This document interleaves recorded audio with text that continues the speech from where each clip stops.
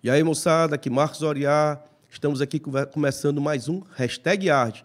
Hoje temos a honra de receber nosso querido artista plástico, dramaturgo, ator, Júlio Maciel. E aí, Julinho, tudo beleza? Tudo bem, Marcos. Quero um prazer muito grande estar aqui e agradecer também a sua equipe, a Natécia, o Guilherme, o Marcos, né? O Gabriel, gente muito fina e falar um pouco sobre mim é sempre um prazer e saber que também a gente fez parte de um grande grupo chamado Craft e a gente está aqui para conversar. Massa, massa. Julinho, no Hashtag Arte a gente bate papo sobre arte, cultura, entretenimento. E há uma curiosidade de saber como é que o artista se conhece artista, começa a ser artista. O que veio primeiro? Como é que começou? Onde surgiu Júlio Maciel artista? Olha, isso é uma pergunta que me leva, né? Me leva à infância, me leva à família. Minha família sempre foi muito ligada às artes visuais, assim, de perceber, de sentir. Na época, a nossa formação, basicamente, era revistas de quadrinho, um pouco de televisão, preto e branco ainda, né? Televisão preto e branco ainda? Preto e branco, e a gente meio que recebia as pessoas lá em casa, porque eram das primeiras televisões lá nas casas populares, hoje em Henrique Jorge. No Henrique Jorge? É. Massa. E aí aquela relação com as pessoas fazia com que surgisse em mim, pessoalmente, uma vontade de expressão, né? Entendi. E nessa vontade de expressão e com revistas e um pouco de arte, que a gente não tinha essa noção. Ainda? Criança. A gente não tinha noção de arte, mas tinha noção de revistas. Entendi. E a gente trocava as revistas, figurinhas, aí eu queria me expressar. Eu saí da mera observação para querer copiar revistas. Revistas em quadrinhos. Revista em quadrinhos, tanto que virou projeto lá, eu, Vicente, os amigos, o Elson Moraes. Quais revistas tem? Me lembro demais, Flash Gordon, Tarzan. Tarzan. O Tarzan, olha, o Tarzan era feito pelo Edgar Rice Burroughs, que é o criador. Alex Raymond é o cara que fez os desenhos, e outros que eu não sei todos, mas isso criou estilo, e criou aquela coisa aquela sensação visual, de querer representar coisas. Entendi. E aí eu tinha a mania de fazer máscaras. Puxa. E aí, às vezes, as máscaras tinham a intenção de assustar os meninos da rua, entende? Às vezes eu pegava um herói e queria fazer uma representação de uma arma. Uma parada folclórica até... Eu digo assim... Para assustar os meninos da rua, tinha um certo folclore. Né? Também tem isso, sabe? Mas eu me valia de imagens conhecidas. Eu me lembro demais de monstros, né? Monstros da Lagoa, aquelas coisas de série antiga, né? Então, fazia essas máscaras em papel. Também cheguei a fazer pequenos cenários dos filmes que eu via, das revistas. Fazia, assim, tipo uma representação, né? E isso vai desenvolvendo um processo em dois níveis. Um da representação direta, do traço, e a outra da busca de comunicação. E aí já tinha cenário também, né? Já começava a questão de montar, isso. Questão dos cenários. Isso, eu criava brinquedos também. Pô, que massa. Fazia carrinhos, aprendi com os meninos da rua. Uma pegada de escultor, então. E é isso que eu estou dizendo, a busca de se expressar para aquelas pessoas, né? Em alguns fazer com que criasse...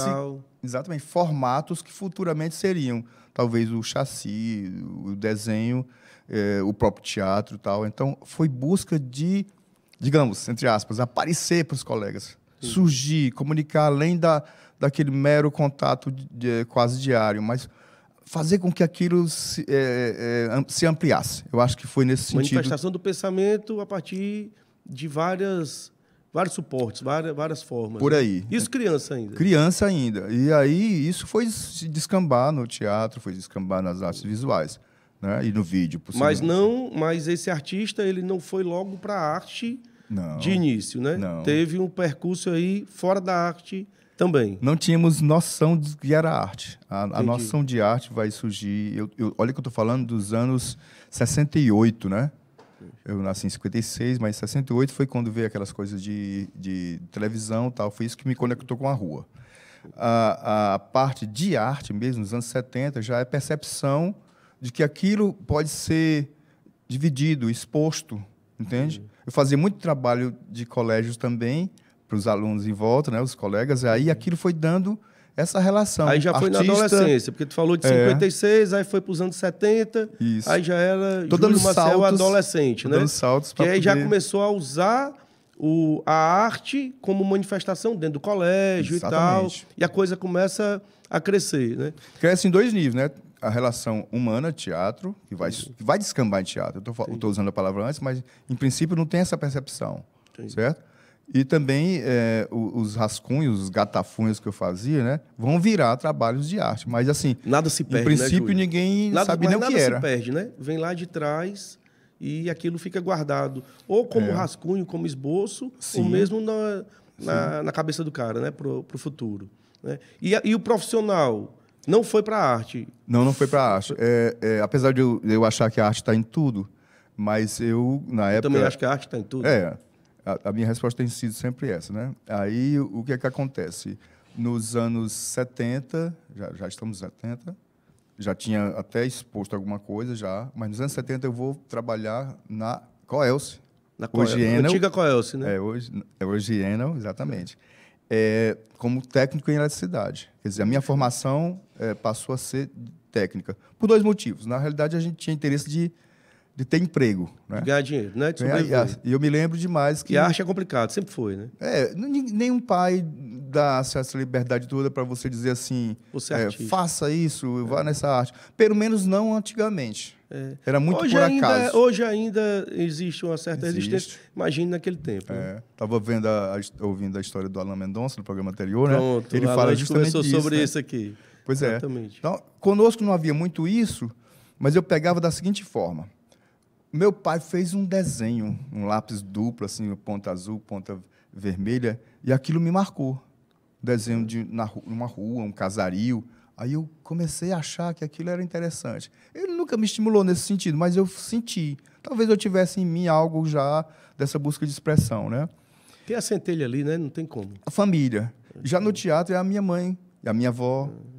A minha avó me contava histórias e cordéis, cantava canções populares, a minha mãe também. Estimulado, né? Aí você vai meio que interagindo ali, gravando, porque gravar na memória e repetir é teatro, entende? Mesmo que um proto-teatro, uma proto-realização cênica, mas que está ali, uma espécie de substrato, um germezinho de arte, né? Isso o ambiente, né?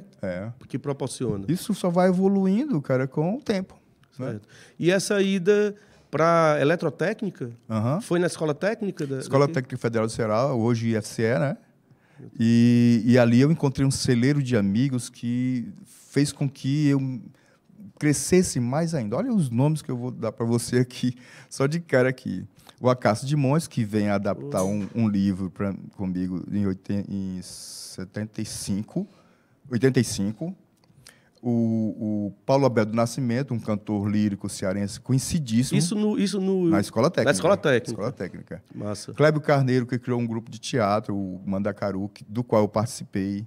Um movimento artístico, sabe, de corais, de dança, folclore. Ou seja, a Escola Técnica, mesmo o curso não sendo de arte, tinha todo um clima artístico dentro da escola, né? O curso mais... A escola pública, né, geralmente, não que as escolas particulares não tenham, né, mas as escolas públicas têm essa pegada um pouco, a gente ainda hoje vê, né, um pouco mais de comunidade. Né? O curso mais próximo, talvez, da arte tenha sido, e talvez hoje mais fortemente, o turismo. Dentro da Escola Técnica. Dentro da Escola Técnica. Mas eu fui para a área técnica. Hoje tem artes visuais, né? Hoje já existe. Hoje tem artes visuais, tem teatro, tá? A gente foi fundador desses protos-movimentos, como eu posso dizer, mas assim, de forma particular. A gente, não tinha nada a ver com a escola. A gente fundou o Grupo Mandacaru, fundou o coral. Da Escola Técnica? Da Escola Técnica. E nesse coral, o Paulo Abel, que era o mentor e estava à frente do coral, ele foi considerado o maestro mais novo do Brasil. Poxa. Então a gente... Que ano isso, Juliano?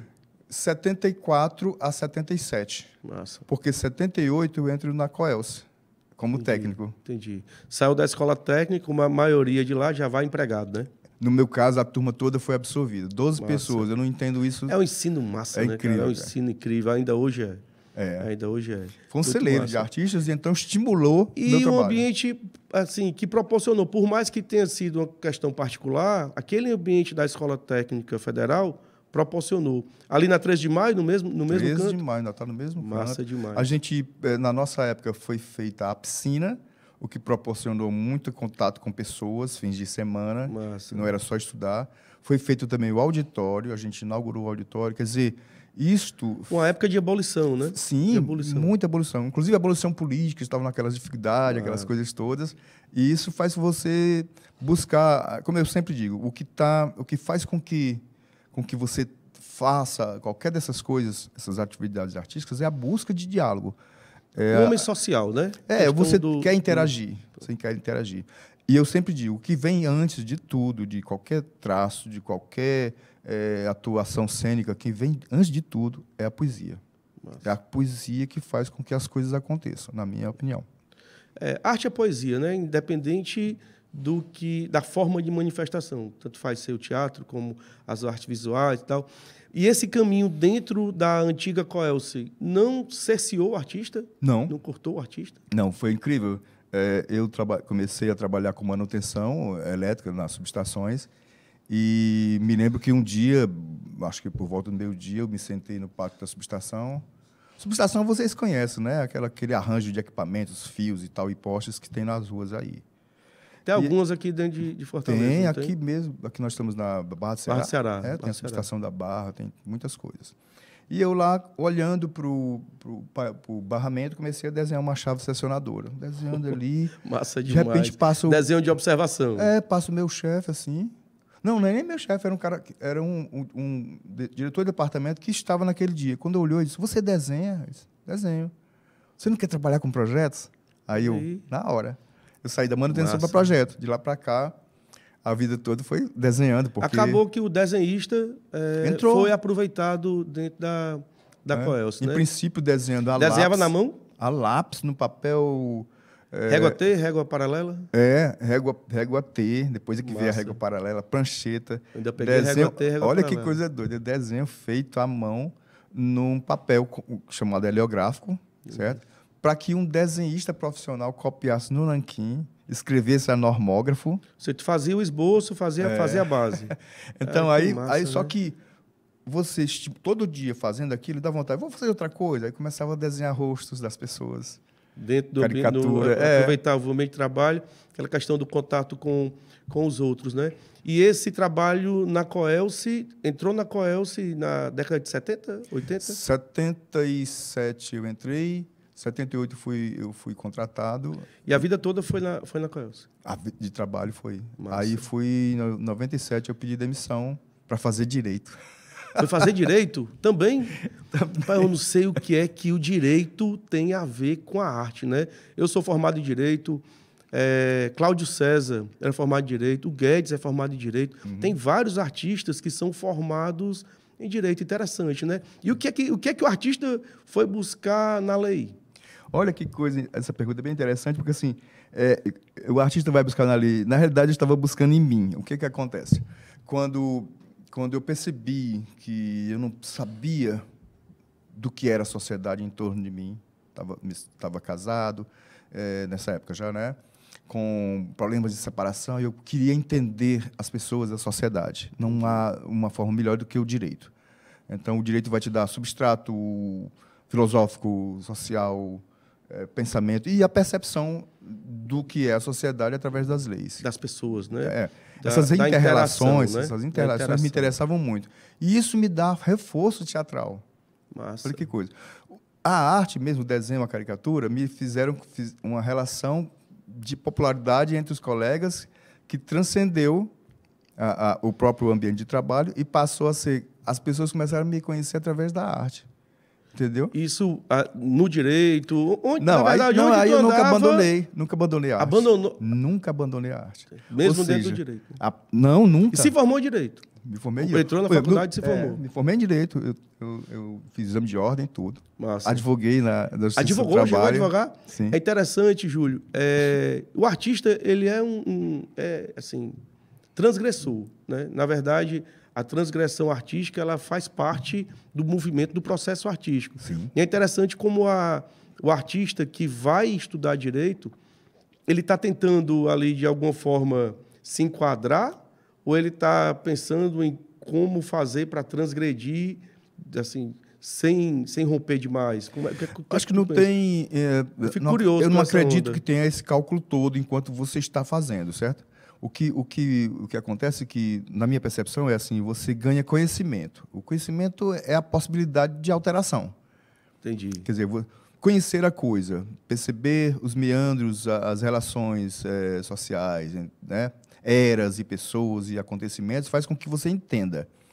Transgredir pode ser uma possibilidade. Confirmar é outra. Tanto que a gente sabe que tem arte engajada, arte de protesto e tal. Eu ando mais pelo protesto, pela denúncia, do que pela arte engajada, certo? Mais, né?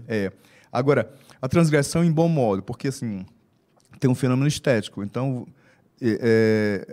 essa coisa de atingir o espectador, atingir o espectador pelo belo, entre aspas, belo, né? Que, mas é a busca do equilíbrio, não dizer faz com que você estabeleça pesos e medidas, né? Entendi. Pesos e contrapesos. Então, você sabe o que quer dizer, nesse momento todo, desse jeito, de denúncia, mas nunca perdendo o aspecto visual. As pessoas têm que olhar, estar envolto numa estética e fazer com que a pessoa se demore um pouco naquele trabalho. Para compreender e para perceber o entorno, para modificá-lo. Essa é a ideia. Entendi. Sabe? Nunca estar satisfeito com o entorno. Eu acho que é natural no artista não estar satisfeito com o entorno. E passar aquela mensagem de uma forma poética. Né? Poesia está sempre constrói, no meio, né? Eu falo isso é uma frase muito massa, que a arte está em tudo. Está em tudo. E arte é técnica também, né? Sim. Fez a parte de eletrotécnica, estava desenhando lá. Direito é técnica também, né? Técnica. Então, acaba que em tudo se vê arte. Eu conversei isso com o Cardoso Júnior. O Cardoso falou aqui uma parada que interessante, que a gente, quando está se vestindo, quando se veste, está fazendo arte, né? Com certeza. Está compondo, está tentando combinar, né? Como a galera dizia antigamente. E do direito, fez a faculdade de direito, acabou advogando, permaneceu na Coelce. E os trabalhos profissionais, quando começaram? Como começou o trabalho profissional de artes visuais e de teatro? Em que momento o Júlio, artista profissional, entrou? Uhum. Voltando um pouco, em 1973, muito interessado em revistas já de arte, né? Descobri um tal de Salvador Dalí. Massa, né, cara? Aí aquilo me mexeu, né? Surreal. Que me mexeu. Antes do Salvador Dalí, nos livros de geografia, nos livros de colégio, antes do ginásio, ou ginásio mesmo, hoje, segundo grau, né?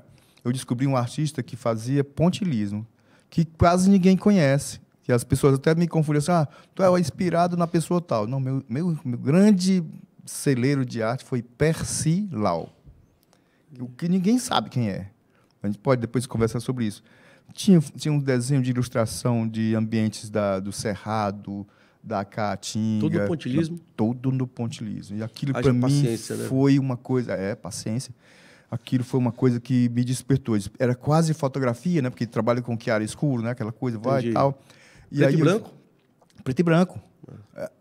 Aí eu fiquei nessa coisa bico do preto pena, e branco. Então, nanquim. Sim, bico de pena, nanquim. Não essas descartáveis de hoje, as que você enchia tal, e ia lá pontilhando. E aí, como eu não tinha material, aí vem o desenho. Os desenhistas me emprestavam as canetas. Aí eu comecei a fazer os primeiros pontilhismos nos anos 70. 73, se não me engano. Não, minto, que agora o pessoal me emprestavam quando eu estava na Coelce, 77. Mas eu fazia em casa à mão, com caneta ou lápis. Sem caneta esferográfica? Sem caneta nanquim. Sem a nanquim, né? Depois é que eu descobri. Então o nanquim. Aí quando a minha produção de desenho começa em 73, depois eu faço uma coisa muito doméstica ainda, de lápis e tal, mas em 75 eu participo do Salão dos Novos. Massa. Aí já foi. Aí entrou no mercado de arte. Aí eu posso dizer, né? Aí conheci artistas. Na época o Salão dos Novos era em Setur, lembra? Setur. Sei, e aí... Essa aqui que era perto da Praça da Estação? Sim, era, exatamente. Na época era uma cadeia. Antigamente era uma cadeia, aí depois fizeram um centro artístico-cultural, folclórico. Muito bom. E ali tinha o Praciano, conheci o Praciano depois, mas o Praciano ele fazia parte desse movimento e carreava alguns artistas para Garden, que era uma galeria. Então, tinha uma galera. E já entrou na galeria também? Depois. Então, aí, nesse momento do Salão dos Novos, começa o aí, sim, Júlio Maciel Certo. E o teatro? Já foi junto no mesmo momento? Teatro começa assim, em casa, repetindo as canções, fazendo os dramas que a minha avó fazia, me vestindo, que ela falava para apresentar, folguedos, criando historietas com os meus amigos, minhas irmãs. Era incrível. Em casa eu criava uma historiazinha para minha irmã encenar. Ele era o proto-diretor, né? Massa. Aí, só que só vai acontecer mesmo em 74 na escola, quando Escola técnica. Quando cria o grupo Mandacaru, aí eu começo a atuar. Mas eu escrevi a primeira peça deles. Puxa, maravilha. Então, já tinha o escritor, Tinha. a parada A empolgação, literatura. né? Empolgação. Então, tu atua no teatro tanto como ator, quanto como diretor, escrevendo peças. Então, vem o teatro como um todo. Na minha carteira Porque tem uma galera que só atua, né? Que não escreve, que não dirige. Na minha carteira de DRT, porque eu sou profissional na área, aí tem ator, diretor e cenógrafo. Massa. Certo? Só que a gente faz mais do que isso, porque eu comecei a perceber que a gente, às vezes, quer dizer do nosso jeito. Aí vem o dramaturgo. Entendi. E depois, interessante que são personagens completamente diferentes. Um não entra na seara do outro. O dramaturgo escreve livremente sobre o tema que ele quer escrever. E o diretor entra criticando o dramaturgo, que sou eu mesmo. E esse conflito? E ainda atua, né? Atua. Excepcionalmente não é bom. Como é que gerencia esse conflito aí? Não há conflito. Não há conflito? Não, há somatório.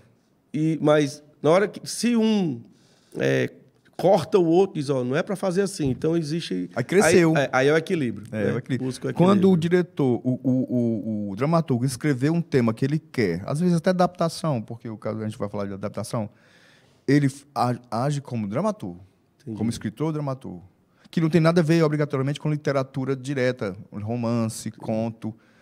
Carpintaria teatral, o texto teatral é uma carpintaria, é um projeto, é um roteiro que diz como é que será. A adaptação de um livro, a adaptação de uma história. É diferente, né? de você pegar um romance e ver. O romance você cria, tal. E o diretor vai captar regiões ou parte do livro e vai encenar na frente do leitor. Dizer como aquilo vai ficar no teatro ou no cinema. E ele já põe parte dele. Entendi. Nada. Já é a sua visão. Porque é uma coautoria, acaba sendo a coautoria. Então, assim, por isso que não tem conflito. O dramaturgo escreve, ele pode ler um livro, adapta, reescreve, põe no ar. Pronto. Ali é texto. E o diretor? O diretor transforma isso em verticalidade. Ou seja, não é mais texto horizontal, é agora vertical, que acontece no corpo do ator. Entendi. Não é mais na ideia, numa narração. Aí é execução. Corpo, é execução corporal de um texto. Então, passa pelo aprendizado corporal, pelos órgãos, pelo pensamento, pela memória. E o espectador, ele é o elo desse triedo, né? Que ele vai olhar aquilo e vai absorver aquela mensagem.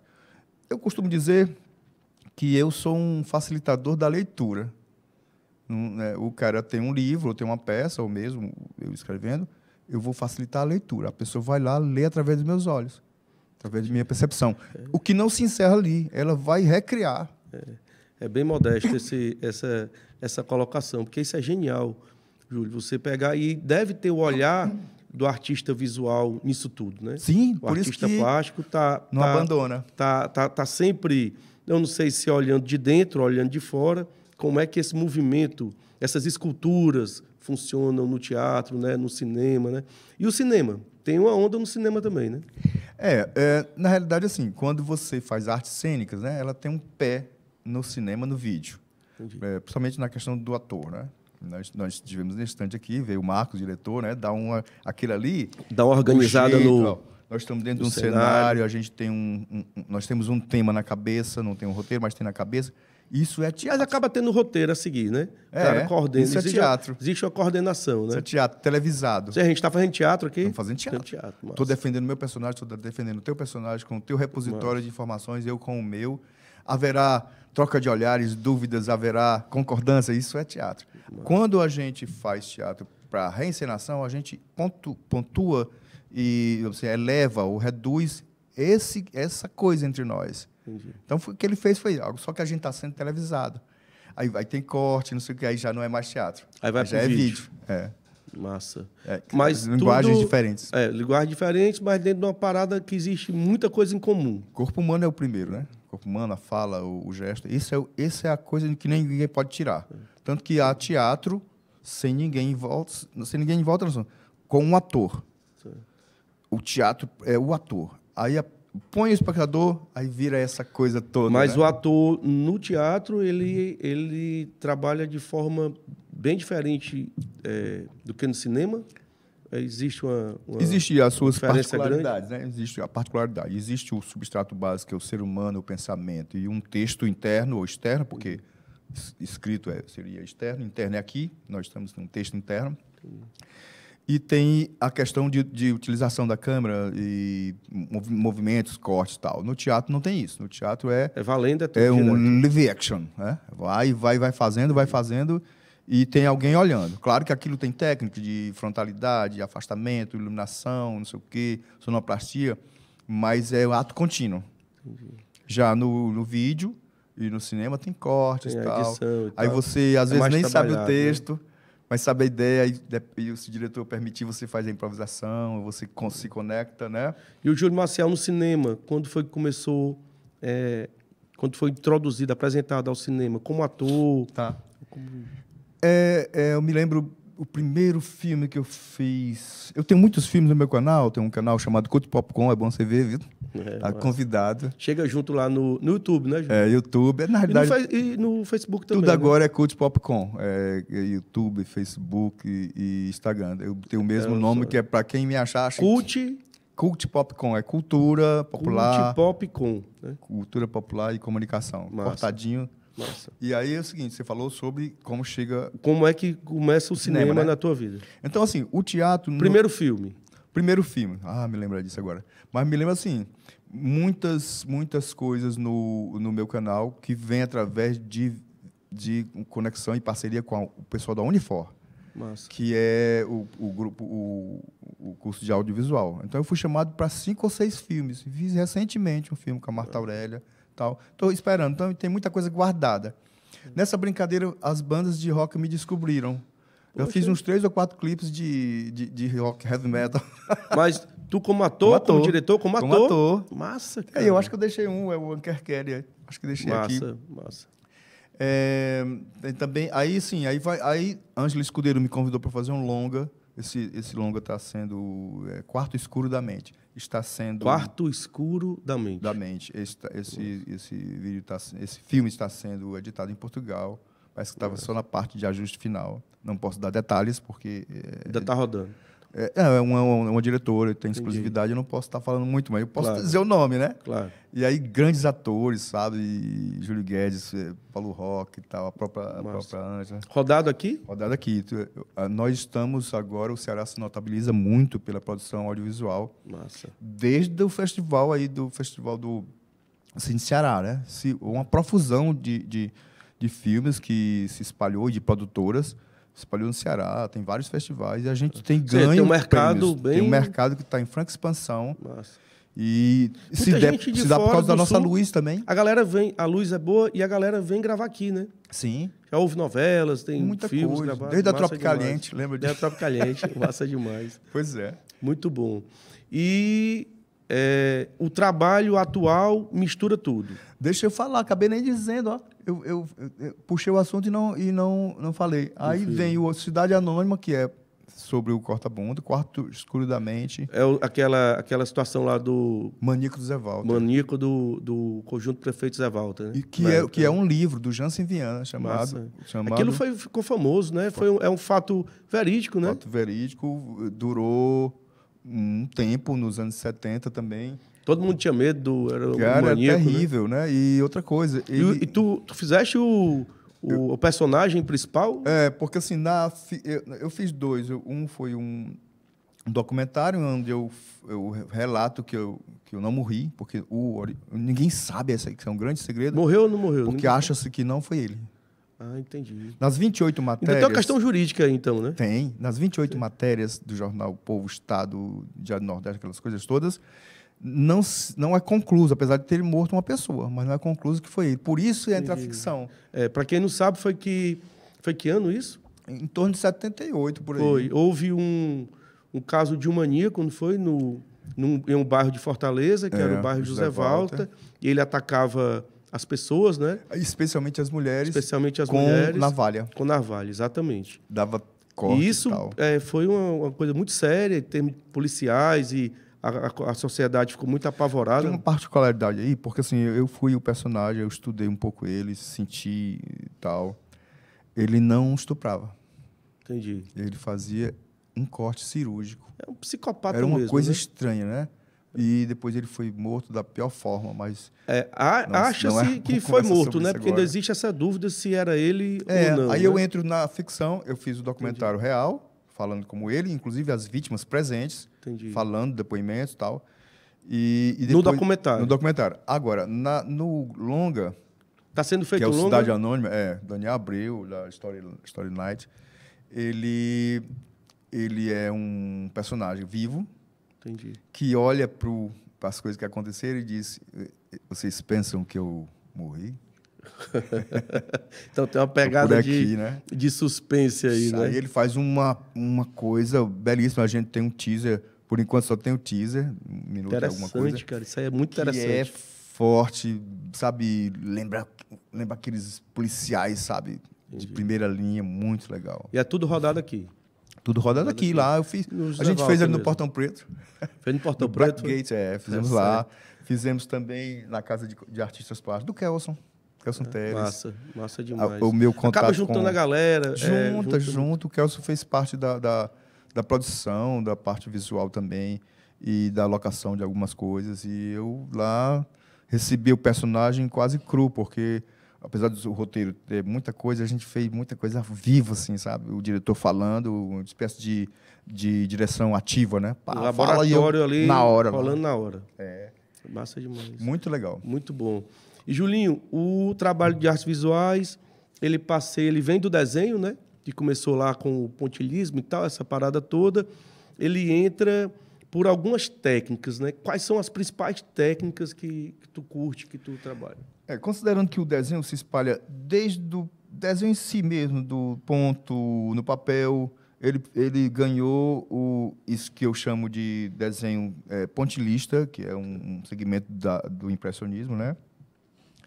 Aí eu passo pela pirografia. Pirografia. A gente tem alguma coisa aí de pirografia do Júlio? Aí, pronto. Olha aí. Essa chama-se My Heart No Bleed, que é Meu Coração Não Sangra. Olha, aí uma parada anatômica, né? É um coração sendo dilacerado por uma mão biônica, que é o que está acontecendo hoje, é a invasão da máquina sobre o homem, né? O que vai rolar aí? Né? Muito louco, ó, cara. Fantástico. Isso aí é uma pirografia também, chama-se... Eu uso, às vezes, título em inglês, porque tinha que jogar para fora, né? Aí, entendi. Esse aí é... Que a paz esteja convosco. Você peace be with you. Não sei, me esqueci agora. E essa imagem que vem de dentro da garrafa... Aí é o seguinte... É fogo isso? É o seguinte, tem uma imagem de Cristo, né? Dócil, com a mão, né? de paz, né? Mostrando o coração. E a gente acabou de ver acabou de ver um coração dilacerado. Uma sensação de paz, digamos que fosse assim um vitral de uma catedral, né? Só que está passando um coquetel Molotov na frente. Então, para acabar com a paz, se está aparecendo um coquetel Molotov na frente, ele está aparecendo à frente. Então, o que significa dizer que está havendo, no entorno dessa catedral, se possível catedral, uma guerra popular. Uma guerra popular. E eu mostro uma arma do povo, conhecida, né? Coquetel Molotov. Então, que é uma coisa recente, né? Uma arma que não é da época de não, Cristo, exatamente. Obviamente, né? É essa junção do novo e do antigo, né? Do sagrado e do profano, né? Podemos falar que isso aí é uma pop art, né? Quando a gente juntou uma imagem sagrada, uma imagem sagrada conhecida, que o santinho, né? E essa é a pirografia. Falar para a galera de casa aí como é que funciona, como é que... Basicamente, a pirografia é feita com um ferro de solda. Você liga na tomada, aí dá uma regulagem de corrente, ele vai acendendo a ponta, vai ficando quente. Ou seja, é fogo, né? Uma parada de Aí fogo. você vai tocando. Os mais escuros são a profundidade maior e mais tempo da ponta do pirógrafo na tela. E os mais leves é menos quente e mais afastado. Entendi. É um jogo de... Aí você vai dominando na pegada da mão, né? Na mão. Na densidade da mão. E consegue sombra e luz, né, Juninho? Essa Consegue. parte mais clara. E qual é o suporte? É madeira, MDF. Né? MDF. Muito Essa parte lindo, mais cara. clara, que inclusive eu não continuei fazendo dessa forma, essa parte mais clara é Polska. É Polska, é? É. Massa demais. Mas eu Ou evitei. seja, é uma técnica mista, né? Acaba sendo. É. Uma técnica mista. Agora né? aí não, aí é totalmente Que coisa pirografia. linda. Como é o nome desse trabalho? Isso aí é Preta Tia Simoa. Esse trabalho... A gente tem o vídeo desse... Tem. Da produção desse trabalho. Olha que coisa maravilhosa. A produção aqui é boa, viu? Rapaz, já... Pá! É, Gabriel, se garante aí. Gabriel. O Guilherme e o Gabriel aí se garantem demais. E a Anatessa. Pronto, aí aqui eu falo um pouquinho sobre o que aconteceu. Essa mulher é marido ela é mulher do jangadeiro Napoleão, né? Ela é contemporânea do Dragão do Mar. Nossa. Ela fez todo um esforço, tá aí o pirógrafo, né? Para a libertação do povo escravizado, né? E ela não aparecia, não tinha homenagem a ela. O Renato Rosendo... Era uma Renato figura Rosendo, até então anônima. é Mais ou anônima, menos anônima. não é eclipsada, né? Mais do que isso, né? E ele... Injustiçada, olha aí, né? ó. A greve de Jangadeiro participou em 1981. 1881, né? 1881. E ela foi chamada à história como homenagem e como reconhecimento do poderio da mulher, do empoderamento da mulher desde aquela época, né? Olha, foi decretado o fim da escravidão, do embarque, pelo menos, pela força dessa mulher e do povo que estava em volta dela, inclusive o Chico da Matilde, né? Que é o Dragão do Mar. É uma homenagem a ela, né? Homenagem a todas as mulheres. né? A mulher negra e essa questão da greve que houve na época, Sim. né? E tem uma lei recente, Renato Rosendo. Renato Rosendo, que 17.680, resgata né? a história dela, né? Resgata e cria as datas de homenagem, 25 de março, se não me engano. E que trabalho lindo e de uma paciência e de um esmero. Olha que coisa linda. Cara, Júlio Maciel, tu é incrível, cara. Fantástico mesmo. Obrigado. E conseguiu, além da questão técnica, passa o sentimento, né, que a gente de dor e o sentimento de profundidade que a personagem tinha. Né? Eu fiz uma brincadeirinha com os olhos dela. Se você prestar atenção, tem um deslocamento assim de pupila para poder dar essa sensação de contato. É proposital, Isso né? aí é Leonardo da Vinci. Parece que está olhando no fundo do olho da gente. O né? Leonardo da Vinci ele fazia esse pequeno estrabismo para poder a pessoa se sentir olhada. É uma técnica. É uma técnica para poder a pessoa... Como se tivesse movimento. Quando você muda de um para o outro, ela está olhando... Parece que ela mudou também, sabe? Lindo demais. Perfeito, cara. Perfeito. E hoje existe essa lei no estado do Ceará, criada pelo deputado Renato Rosendo. E ele, inclusive, foi parabéns responsável... Parabéns a você, parabéns ao Renato. E ao povo preto, e à mulher preta. E esse resgate, né, que é necessário. E a arte fala de sociedade, e a arte grita, né? É Sim. importante esse Foi bom grito, porque ele né? também divulgou esse trabalho. Eu achei tão legal na rede social dele. Massa. Achei muito bom. Massa demais. E a gente tem, de pirografia, acho que a gente tem outro trabalho, que é a origem. A origem é desenho. É desenho já? É desenho. A gente tem a origem, que é de... Na verdade, a pirografia ela é um desenho... É um desenho. É um desenho no com papel. um instrumento diferente. Esse é a origem, né? É a origem. Aí eu te mostro o processo de execução lento, feito ainda com... Pontilhismo, né? Aí eu vou no pontilhismo. Falar da mensagem disso aí, talvez seja despeciando, né? Não seja tão importante, mas a técnica Não, mas é importante a mensagem, porque eu acho que no teu trabalho tem essa questão da busca da origem, né? Tá. E da questão do sagrado e do profano, né? Podemos falar, ó, esse trabalho aí, aparece um homem com a mão levada, todo mundo diz que é Adão e Eva, certo? Não é.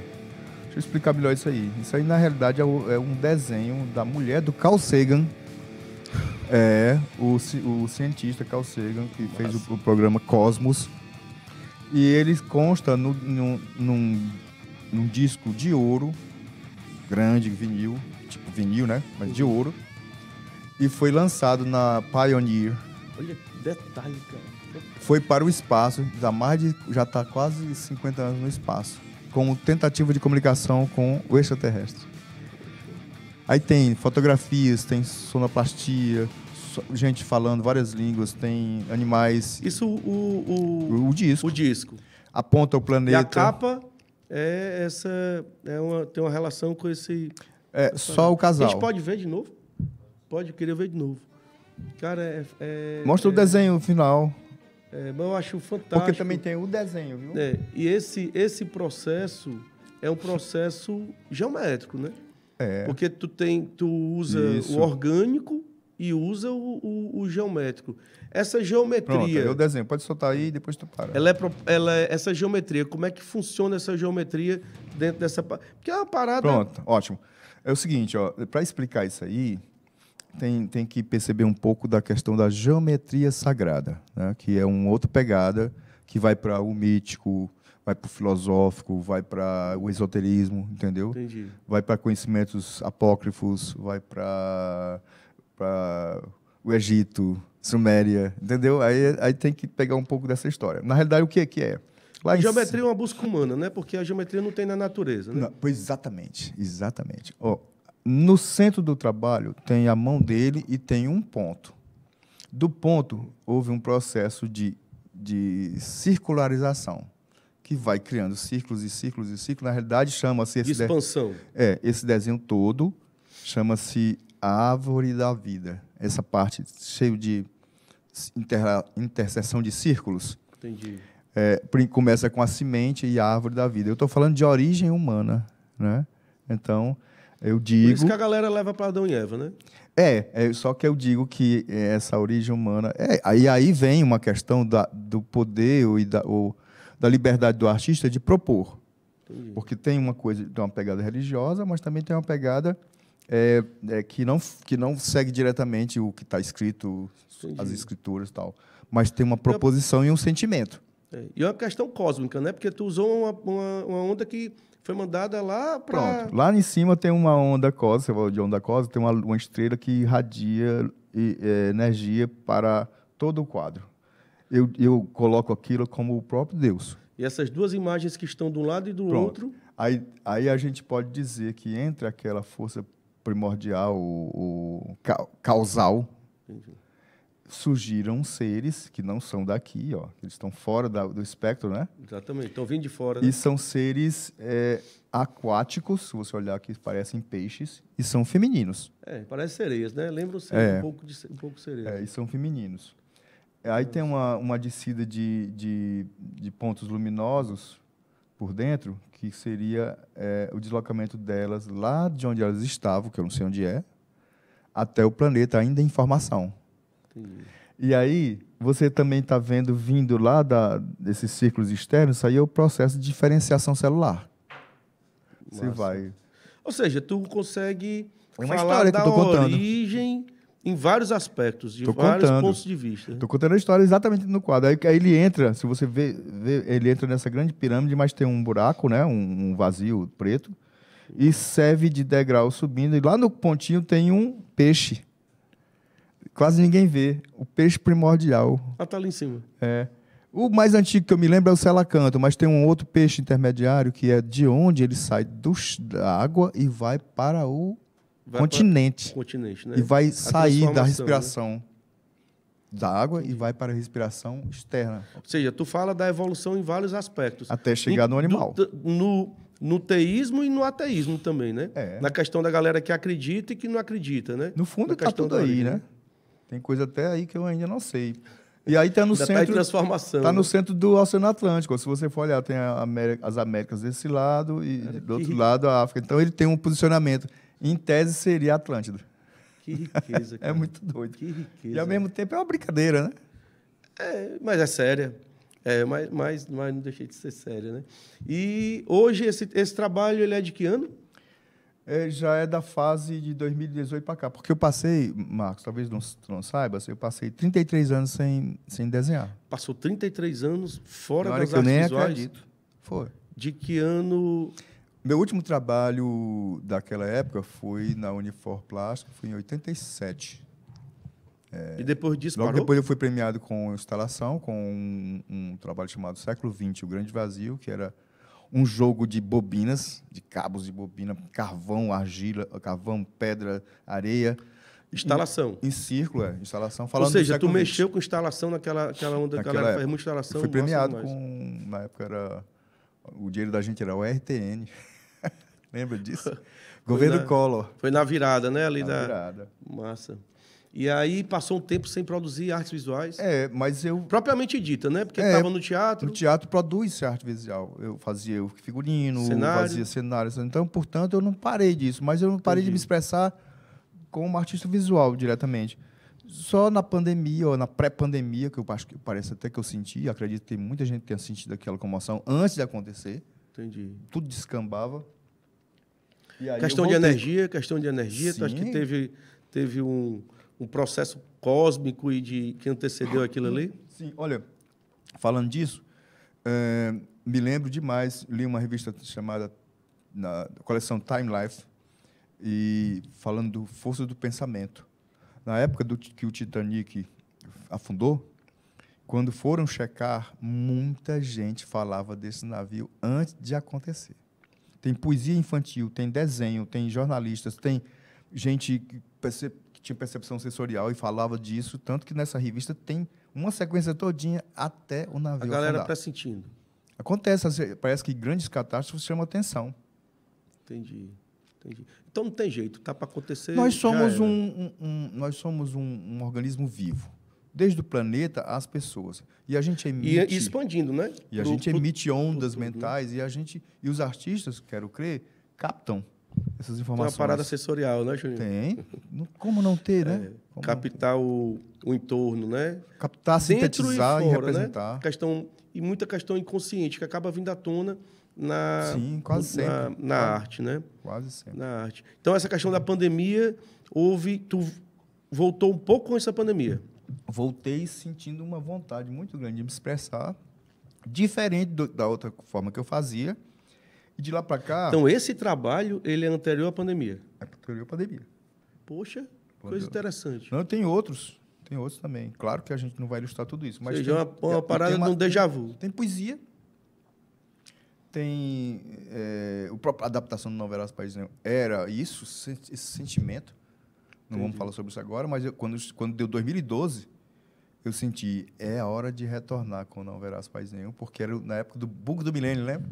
Fim do mundo. Desacabar, Fim né? do mundo. Não, bug do milênio é 2000, mas o fim do mundo, 2012. Calendário Maia se acabando. Aí isso me trouxe de volta para me comunicar. Porque eu estava assim meio frappé, não tem nada para dizer. Mas como eu sempre fui ligado à escatologia, apocalipse, fim das coisas, desde a minha avó, Entendi. a minha avó contou para a gente o apocalipse. Isso foi fica na marcante. cabeça, né? Não Os tem meus jeito. irmãos morreram de medo e eu usei como arte. Aí tu foi morreu de medo também e Mas foi colocar... com arte. Foi se expressar na arte. Foi a né? arte que me tirou desse temor, lidar com isso. Massa demais. E a gente vive essa comoção, o fim do E mundo. esse desenho, ele antecede um quase fim, né? Aliás, foi o fim para muita gente, Eu né? penso em Infelizmente. contato. Infelizmente, Quando eu foi o fim falo- para muita gente. Sim, e eu penso em contato. Quando eu coloco seres extraterrestres, alienígenas, digamos assim, Entendi. né? E nós estamos na iminência de uma guerra, de uma terceira guerra mundial, e a gente, vamos nos acabar? Aí será que tem uma força interventora antes? Né? Se é que já não tem, que eu acho que quando você vê as escrituras sagradas, vê as religiosidades se expandindo, é essa comoção que vai trazer. Então, no essa teu conexão. trabalho tem muita religiosidade e tem estudo da escritura e Sim. essa parada toda, né? Sim, sim. Muito legal. E a galera muitas vezes desassocia a arte da religião. Mas é o contrário, A né? arte começa com a religião. A arte começa com a religião. Exatamente. A forma de mostrar a religião. E aí, desse tipo de desenho, desse desenho de pontilhismo e tal, veio andando. E hoje, como é que está o teu trabalho de artes visuais? Sim. Também passou por outras coisas, passou por performance, né? Passou por quadro do teatro, passou também pela Land Art, na pandemia, porque eu descobri que na pandemia a gente não tinha material. Ficou todo mundo preso, né? Se eu passar 33 anos sem desenhar, eu não tinha nada nas mãos. Entendi. Aí, na pandemia, cadê material? Ninguém tinha, nem loja aberta. Aí eu fui trabalhar com areia.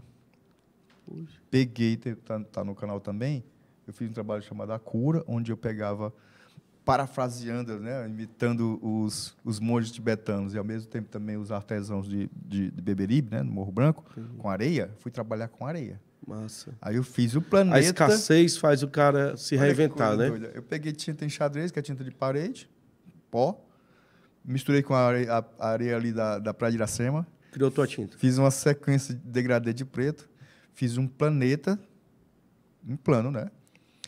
E aí dá um peso, porque tem música. É um videozinho, eu sempre faço uns videozinhos. Aí depois eu venho com a cor. Também tinta de xadrez, ele chama A Cura. Que eu achei que depois de toda essa comoção que aconteceu, ainda acho isso, haverá um tempo de bonança, ainda não chegamos ainda. Estamos a caminho. Foi muito marcante, né? E tem muita gente com sequela em todos os aspectos, né? Físicos, emocionais, psicológicos. Sem falar da iminência da guerra, né? Que está todo dia, né? A gente ainda não acordou para a paz. Essa que é a verdade, o ser humano. E o artista tem muito essa função. Apontar e olha quem somos nós, o que nós estamos fazendo, caminho, né? E aí entrou na pintura? Aí eu entro na pintura. Porque, assim, o desenho sempre me acompanhou. A gente tem pintura do Julinho aí? Tem duas. Eu estou na segunda pintura. Qual é o nome desse trabalho? Chama-se Escudos Humanos. Escudos Humanos. Se tu puder abrir um pouco mais, questão Gabriel. Sociológica, né? Aí é o seguinte, claro que eu vou ter que remontar... Aí sai do macro da origem e vem para o recorte social, ao contrário, né? Afasta. Diminuir para a gente ver o todo. Aí depois tu pode chegar. Na realidade é o seguinte, o que aconteceu? Não sei se todos os artistas se interessam por esse tema, política, e a minha verve sempre foi de... Mas a política, do mesmo jeito que a arte está em tudo, eu acredito que a política está em tudo. Nós somos homens, seres sociais, não tem como não ter Eu vou parafrasear aqui o Augusto Boal, certo? Que escritor do livro O Teatro do Oprimido, que é uma coisa muito importante. A política é a mãe das artes. A política é a mãe das artes. Por quê? Porque a política que determina o preço da tinta. Determina a situação econômica do artista. Determina a situação econômica do artista. É sobre ela que nós determina, estamos falando. Né? Mas é um determinante, né? É um condutor. Determina, sabe como? Ela é capaz de censurar. Aí determina, realmente. Ela é capaz de facilitar. Ela é capaz de extinguir um ministério. Ela censura e pode ser mecenas e pode ser... A Igreja Católica foi mecenas durante a vida toda. O Estado do Ceará é mecenas nos editais das artes. Um dos maiores mecenas, porque se a gente for procurar, a iniciativa privada não avança muito. Nós não somos bons consumidores de arte, essa que é a verdade. Somos maus até ouvindo. A gente vem conversando sobre isso no hashtag arte. O Alain Mendonça, ele falou isso também. Nós não somos educados para consumir arte. Isso. Estamos em processo, né? Estamos em processo. A sociedade está querendo, certo? Aí o que acontece? A política é determinante para isso. A política facilita ou dificulta. Então, aí é determinante, né? É determinante. E não esquecer que, por exemplo, no teatro. O teatro só passa a ser teatro conhecido hoje, o prédio, né? O cinema, as convenções, porque a política determinou. O Estado, né? O caso lá, o Estado grego, determinou. O Estado romano colocou. Criou as arenas então, e tal, né? É política. Nossa, então, não tem como. Porque a política é uma atividade humana. Então, o artista, quando está fazendo uma pintura, relaxado ou não, denunciando ou não, ele está fazendo política. O Estado regula a sociedade, né? Então, não tem jeito. E a arte... Ela é social, ela é do homem, isso ela é não quer dizer que é política partidária. Quer dizer que não, é outra coisa. Política em termos macro, né? Sim. Termos macro. Lindo trabalho. E aí é o seguinte, falava-se... Não tem não, né? Mais distante não, né? E tu não fazia... Mas tudo bem. Antes não fazia pintura, né? Não fazia pintura, não. Eu fiz os retratos ensaiando a pintura. Aí é o primeiro trabalho de expressão pictórica, utilizando a cor. E eu falo de um movimento nacional de retorno. Né? E aí tem a guerra ali atrás? Pois né? é baseado numa frase que eu ouvi diante de um quartel. Qual Não foi que eu a tenha frase? ouvido, né? Mas saiu na televisão, que um médico paranaense disse, em estado, alguém instou e disse assim, e se a polícia vier? Se a polícia vier, a gente vai usar mulheres e crianças como escudos humanos. E eu fiquei muito triste. Absurdo, né? Fiquei triste. Aí eu botei um Yanomami, um meninozinho indígena, ou parecido com povos originais. É o artista falando do momento histórico, né? É um Pois momento é, histórico, o né? tanque Difícil. se deteriorando ali, se envelhecendo, a ponta lá apontando para a gente. E o menino cuidando de um outro irmãozinho doente. Ele está estigmatizado, se você olhar, ele tem ferimentos. E, ao mesmo tempo, as cores, porque isso poderia ser preto e branco, mas tu decidiu usar as cores do nosso Foi país. aí que eu né? senti. E a partir daí, Oriá, eu começo a utilizar preferencialmente as cores verde, amarelo, azul e branco e vermelho. Como forma de crítica, Como né? forma de E não é nem só de crítica, de mostrar o que está acontecendo, essa luta, né? né? Essa luta, né? Essa eclosão. Então, aí tem Fantástico. um movimento aleatório de cores, que são bandeiras de gente e pessoas, e o menino em cima de um muro, com um tanque atrás dele, e ele segurando uma bandeira que eu acho que ele não entende bem o que é aquilo. Não, Então, só consegue alguém sentir. disse, quando eu postei, alguém disse assim, é terrível e lindo. Eu disse, é isso mesmo. É terrível e lindo. É terrível e lindo. A realidade, ela é terrível e é linda, né?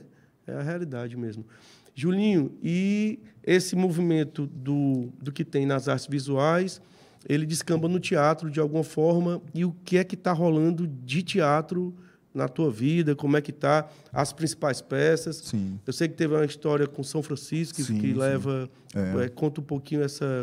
A gente tem algumas imagens das peças teatrais aí do Júlio, né? Francisco vive. É esse Eu aí, trouxe né? esse trabalho porque ele é representativo para o povo cearense, né? E, mais uma Demais. vez, a religiosidade. E Francisco foi considerado também pelo aquele conglomerado Time Life como o homem do século. Isso foi em 2015. Massa, Não sei não, agora não posso dizer, mas assim, é fácil de pesquisar isso aí. E aí é um figurino desenhado por mim e executado e também retrabalhado pelo Dami Cruz. Essa peça é tua Fortaleza. direção? Escrita e dirigida por mim. Pô, massa. E o figurino desenhado por ti? Desenhado por mim e desenvolvido pelo Dami Cruz. E trabalhando em cima de redes. E tu atuou também aí? Não, né? só dirigi. Só dirigiu, né? Ora só. Né? Muita gente desenhou o figurino. Coisa linda. Cara, porque assim, o que acontece é que quando a gente é artista visual, a gente tem as percepções e aí foi tudo feito à mão. Muitas das coisas aí foram feitas pelo Beto Fernandes, que já nos deixou. E é a base de papelão, ráfia e tal, né? Madeira. Isso aí é o Otávio Pires, ele faz o Francisco. Nesse momento aí, ele está numa situação de oração. Ele está em plena guerra, né? Isso aí, nas cruzadas. Massa. Decidindo se esfacela a cabeça do inimigo ou se ele vai prezar pelo trabalho de Deus. Ele está na dúvida aí. Entendi. Porque ele era um homem, né? Dilema grande, hein? Dilema nosso, né? Dilema nosso. Incrível, cara. Aí a discussão entre esse aí é o Tepe Rodrigues, que fez aquele programa Partiu, né? Teatro, ator de teatro. A Lana, não estou lembrado do sobrenome agora. Todo esse figurino foi... Isso aí é base de rede, você está vendo. Ó, foi desenhado por ti? Foi. Isso aí é a base de... Como é que chama? Incrível, cara. É cordão de punho de rede, aquelas coisas de regionais. E materiais regionais. Outros tecidos. E aqui o Otávio Pires. Ele aqui em pré-Francisco, ainda está... Aqui é aquela cena em que o pai expulsa ele de casa, porque o pai tem dinheiro e ele não quer mais dinheiro, não quer viver da ostensividade. Essa peça ainda já teve cartaz? Quando foi? Qual foi a época? Essa peça ela inaugurou o Teatro Sesc Iracema, que fica ali ao lado do Dragão do Mar. Não tinha aquele formato. E depois ela foi para o Dragão do Mar, mas foi esse tempo já, 2000 e pouco, eu não estou lembrado agora. Muito lindo, cara. Fantástico.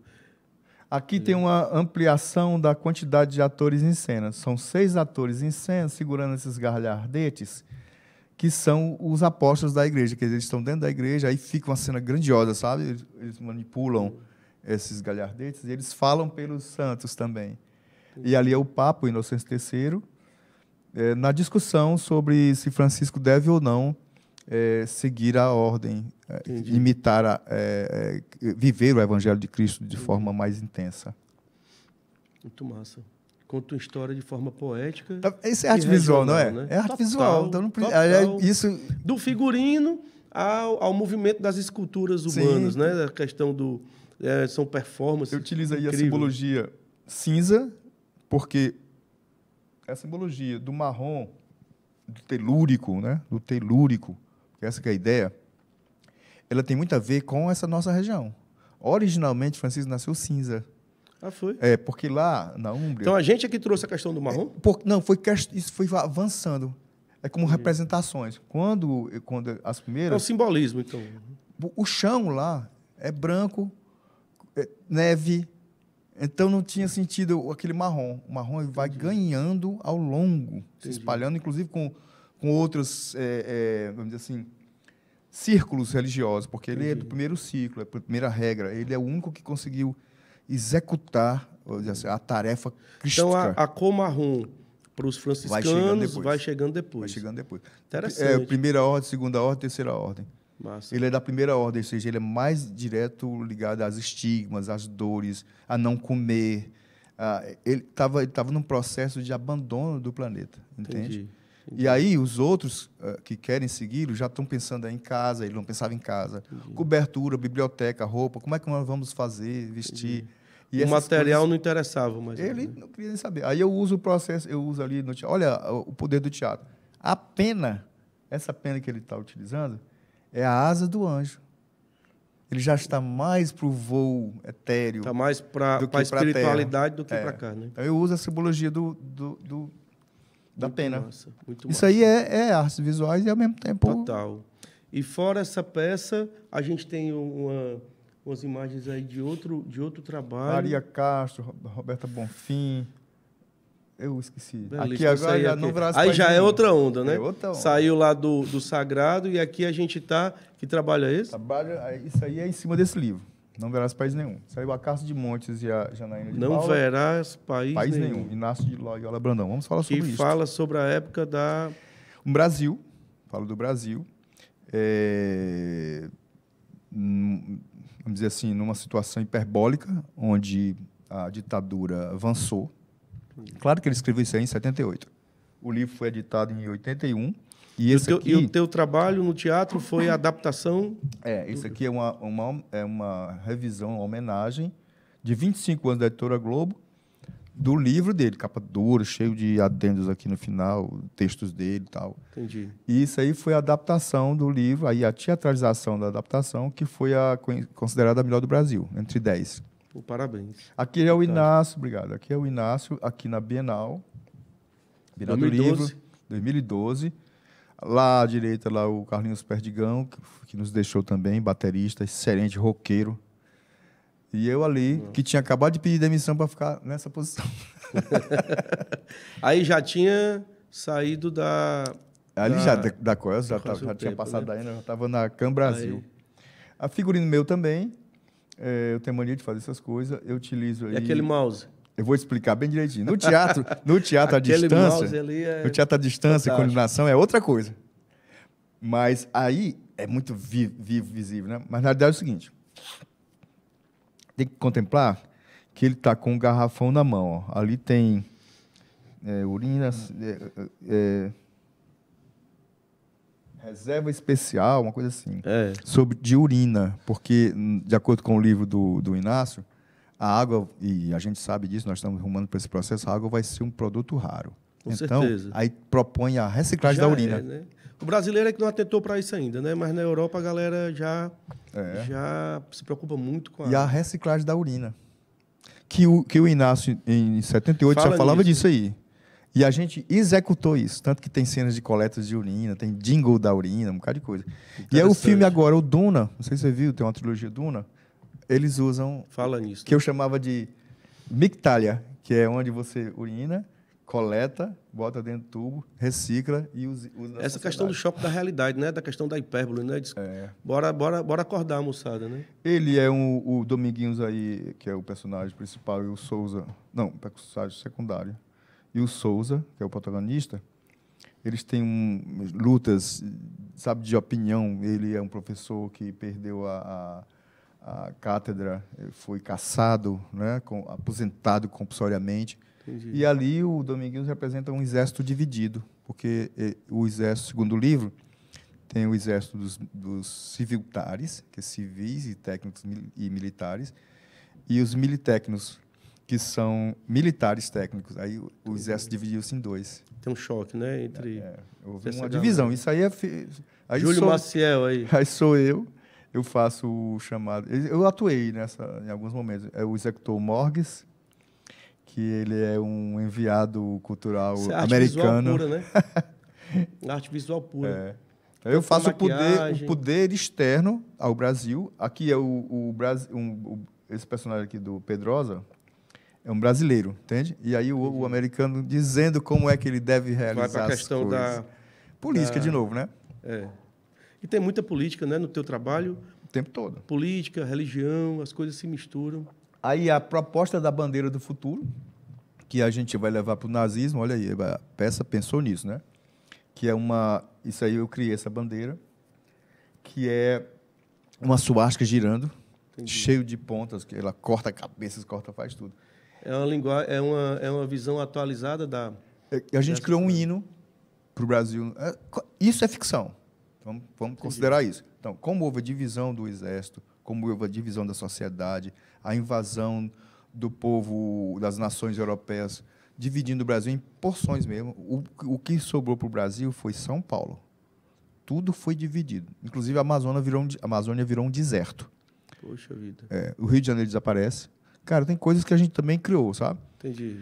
Aí, a ficção ajuda um pouquinho, né? Deu uma viajada para poder Foi aí que ele aprovou, porque ele viu que eu não estava só copiando o livro. Copiando o livro, né? Entende? Entendi.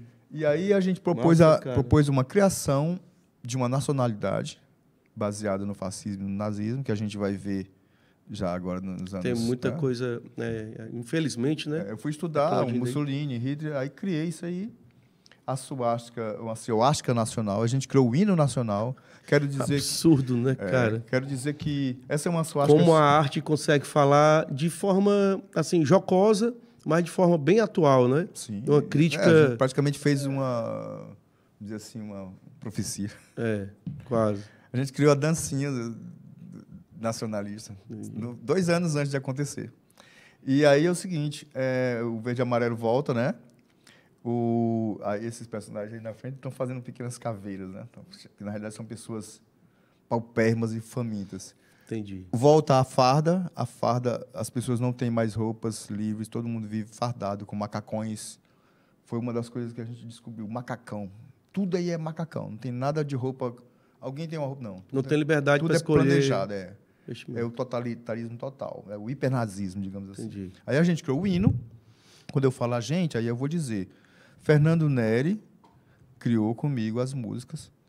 O Clarencio fez a parte, Clarencio Menezes, que já nos deixou também, fez a parte de regência, e a gente gravou, foi muito legal, porque a peça toda era musicada. Isso em 2012. Massa.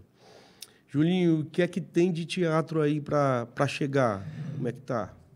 Falar desse livro, né? Esse livro aqui, mais uma vez, o que me trouxe para fazer essa peça, que a gente já tinha a primeira versão... A gente pode deixar aquela imagem do Júlio com o outro ator que tem... Eu queria deixar essa imagem aqui, que a gente vai falar. Acho que aquela imagem, ela é bem... que tem Não, a outra, que tem o americano e o brasileiro. Só para deixar aqui de pano de fundo, que eu achei bem... Essa aqui. Pronto, aí pode falar. Eu achei incrível isso aqui. Eu também. Isso aí, muito cara, massa. Se você souber essa cena, ela chama-se enésima execução. Entendi. O Brasil pede para vir um cara de fora para matar brasileiros. É terrível. Teatro vai fundo. Então, tá sendo trabalhado Essa peça ela foi montada em 87, não com esse formato. Depois voltou em 2012 e concluiu-se a parte dela em 2014. Nós passamos 2 anos fazendo essa peça. Charles de Alencar, Dragão do Mar, passeios pela cidade e tal, não me lembro de todos os detalhes, mas foi muito interessante. 30 atores, 30 pessoas em cena, entre atores e músicos, porque a gente fazia ao vivo. E aí o ao vivo era rock and roll, muito rock and roll, mas também muita coisa ligada à música popular brasileira. Olha, essa aqui já é uma foto de 87. Essa aqui é o elenco original. Da primeira. Primeira. Da primeira gravação. E aí nós estamos vendo a de 2012. Então, pronto. Fala desse livro. Esse livro, ele foi lido pelo Acácio de Montes em 1981, se não me engano. Ele estava em Paris. Ele liga para mim, que estava na Coelce, dizendo que tem um texto. Certo. E falou de um livro que eu não conhecia, que tinha sido lançado recentemente. Tinha sido proibido no Brasil, em 81. Foi em 85 ele surge, eu acho que na Itália, na editora Ila.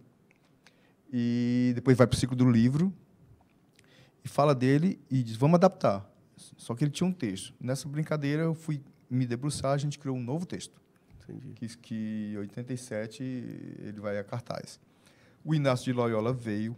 A gente estava no processo de reinauguração do Teatro José de Alencar, com aquela parte de vidro. Não só eu fiz parte, mas muita gente fez parte, muitos outros grupos.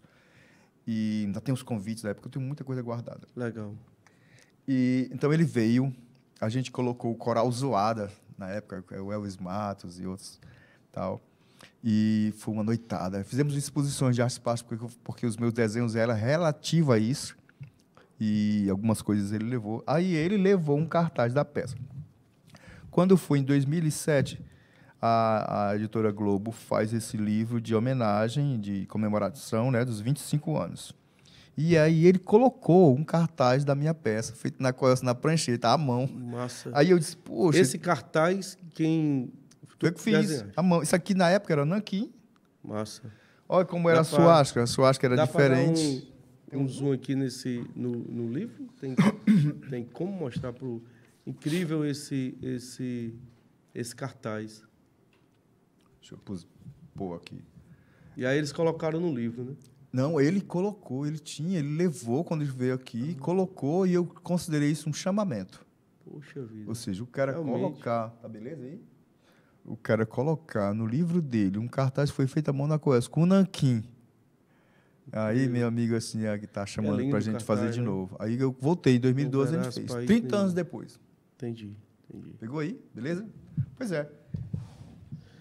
E aí, esse outro livro vai ser... Não, aí é pronto. Terminou a parte do Não Verás, porque a gente encenou, ele veio de novo, esteve na Bienal, a gente apresentou para ele, a gente apresentou também na Praça do Ferreira para ele, porque a gente queria, era um teatro popular, e aí encerrou a coisa do Não Verás País Nenhum. Apesar de muita gente queria que eu voltasse, mas eu acho que também tem o seu processo. Ela veio... fez... Tem aquela época, aquela... e eu tenho quase certeza. Ela passou meio em branco. Tenho certeza que durante essa fase anterior política, se ela tivesse sido feita, eu acho que teria sido censurada. Não tinha rodado, né? Tinha alguma coisa acontecendo, porque a gente abriu a metralhadora para todos os lados. A gente apontou tudo o que tinha que te apontar, porque o livro precisa disso. Esse livro é muito importante para o Brasil. E aqui é um outro livro. Posso falar sobre isto? Pode. Que é... A gente quase nos minutos finais, vai dar tempo para a gente falar. Esse livro é um livro do Jansen Viana, que é o mesmo autor do Corta-Bunda. Ele é roteirista, ele é poeta. Entendi. Também tem uma religião muito forte, presente nas coisas dele. E aqui ele fala Medos e Dores, Coragem de Ser Negro, que daqui vem a próxima peça, que é o que eu quero fazer. E estamos fazendo, estamos em busca de editais, parcerias. E a questão da coragem de ser gente preta. Ser preto. Aí a adaptação... E aí fala um pouco daquele trabalho de pirografia, né? Isso, o trabalho nasce por conta disso. Massa. Porque eu já estava na vibe de quero fazer um trabalho sobre o povo preto, eu preciso falar sobre isso, preciso dizer, eu não sabia. Aí chega isso. Massa demais. E eu tinha, querendo desenhar a homenagem a uma mulher preta, descobri, de passagem, Preta Tia Simoa. Fantástico. Então, essa vai ser a próxima. Está trabalhando em cima desse... Já foi feita a adaptação. Esse trabalho é em cima do livro. Eu também faço uma abordagem, eu faço saltos históricos, desde da chegada do povo escravizado no Brasil até agora, 2022. Eu faço uma abordagem. Traz para o atual, né? Trago tudo. Mantenho o livro dele, porque é um poema. É parte de um grupo que já existe, que é feita pelo... Esse grupo é Mariane Romão, Martã, deixa eu ver o primeiro nome, e o Gilson Tenório e o Jason. São 4 pessoas que já estão no trabalho. Aí eu achei que devíamos fazer uma conexão com o povo angolano, o povo de pele retinta, que está no Ceará. Então, não... É a coisa que eu quero fazer agora. Eu quero juntar 2 países que têm essa relação histórica.